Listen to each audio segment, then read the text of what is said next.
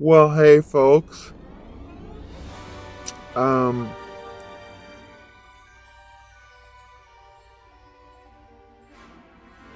another episode of the Creepy Show. We might stop this till after the holidays because these are getting kind of depressing. It's not a very easy time of year to begin with. So, anyway, I think this might be the last one for a little while because the one after this is really, yeah, disturbing. Anyway, yeah, let's call it let's put a pin in this. This is the last one for a little while. Yeah. Please.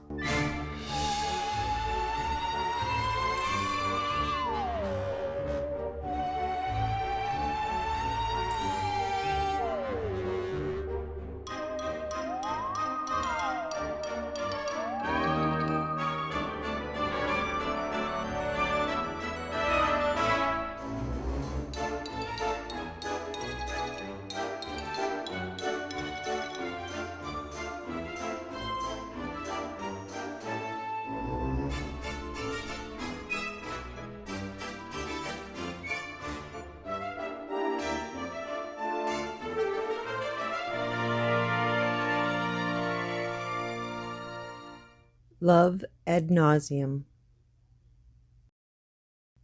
The Times, May 18th, 4 a.m. After machine. Single white female, 35, seeks single male, 25 to 50, must love outdoors, adventure, fun. Box 1876. The Times, July 21st, 5 a.m. Single white female, 36, seeks single male, 25 to 50, must be employed, love outdoor hobbies, no overdose, alcoholism, similar readings, please. Box 1876. The Times, November 1st, 7 a.m. Health-minded, single white female, 38, seeks same, single male, 21 to 55.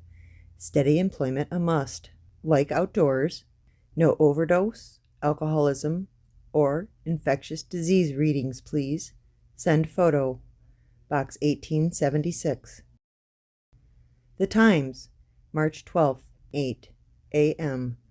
Health-minded, single white female, 38, seeks same, never married, single male, 21 to 60. Steady employment a must.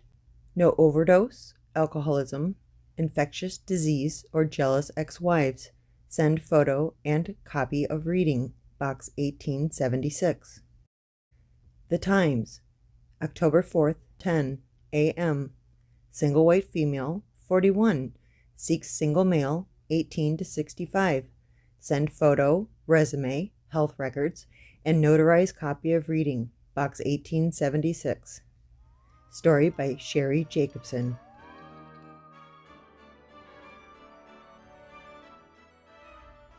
Murder and suicide, respectively.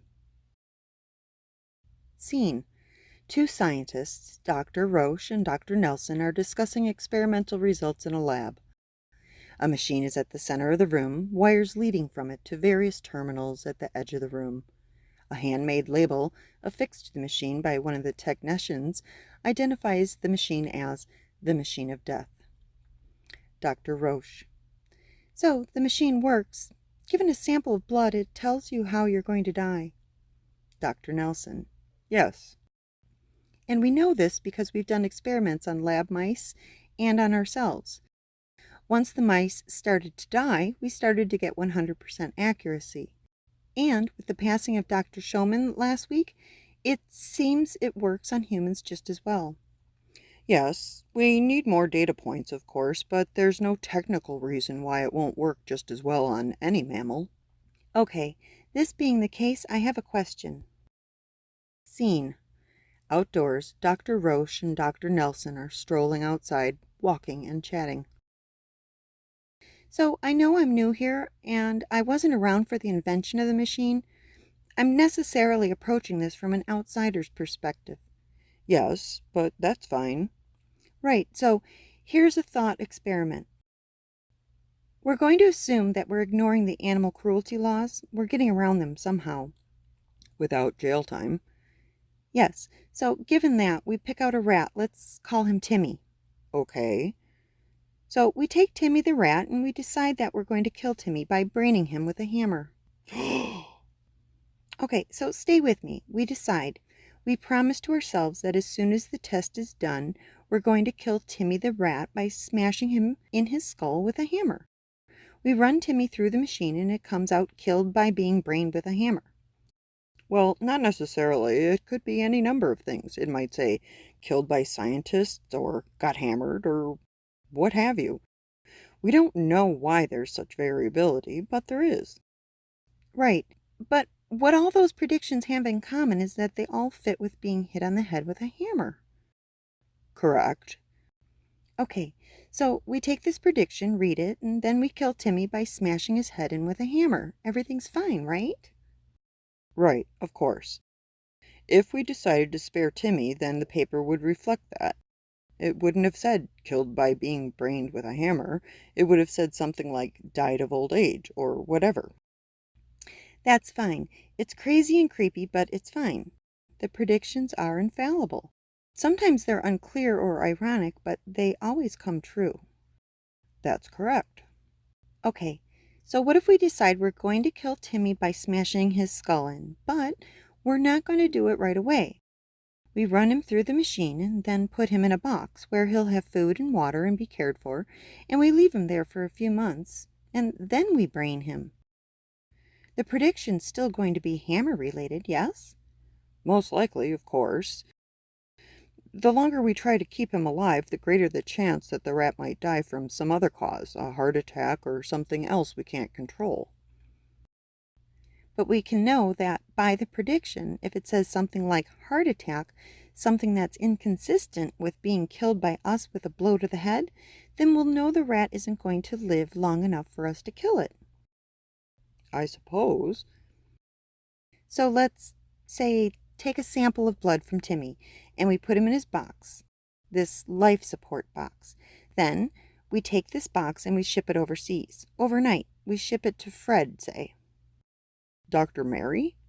Yeah, and we tell Dr. Mary that it's coming, and then when he gets the box, let's say Timmy's survived. We've instructed Dr. Mary to open it up and kill the rat inside with a hammer at precisely 11:59 p.m., which he does without hesitation. A stroke before midnight? Sure, for drama's sake. Then, 1 minute later, at midnight, we actually run the blood sample we took earlier through the machine.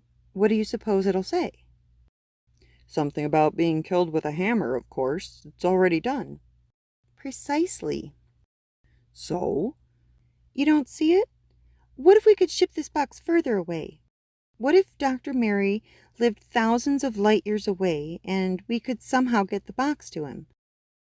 If we set a time for him to do the killing and for us to run the blood through the machine shortly afterward, then as soon as we read the machine's prediction, we've sent information faster than the speed of light. Dr. Nelson thinks for a second. Well, it's an interesting thought experiment, but we can't send things thousands of light years away, much less with precise timing. The rat would be long dead by the time it arrived. Sure, but if we could, even if we could, no information is actually being transmitted. If Mary is good at following our orders, he's going to kill the rat, yes? And we could expect this when we sent the rat in the first place. Besides, we could run the test as soon as we take the first blood sample, and we'd already know how it's going to turn out. So, yeah, we're getting information about the future, but it's not breaking any universal speed limits. The information was always there, encoded in the rat's blood. But, he trails off, lost in thought. Dr. Roche stares at him for a moment. You're just using one rat in your example. Yes, just to make things easy to imagine. We could send lots of rats, we probably would, in case some of them died for whatever reason. Okay. What if we made, say, 100 of these life support boxes and put a few rats in each? So, about 300 rats. Yes. And we don't send these rats light years away or overseas, we just put them in storage. Each collection of rats in their own life support box. Right. We number each box, and a lab rat properly taken care of lives for what, 2 to 3 years? On average. So we put these rats in storage, and then 2 years later, or sooner if need be. Dr. Nelson looks at Dr. Roche, eyes wide with the idea. We take them out. And we kill them. But we don't kill them all with a hammer to the head. We have a code. Each death means something different. It'll be noisy. We can't trust the machine to make it clear exactly how each rat dies. But we've got more than one rat for each letter. And if we choose the deaths carefully, we should be able to minimize the overlap between predictions. A different death for each letter of the alphabet. Each box equals one letter. We could send a message back in time to the point when we first took blood samples from the rats. Dr. Roche and Dr. Nelson stare at each other. We've got to get to the lab. Story by Ryan North. Okay, so that wasn't so bad, but the next one we're gonna keep till back pocket it. Somebody's creeping on us. Yeah, there we go. Sorry. Yeah, it's okay.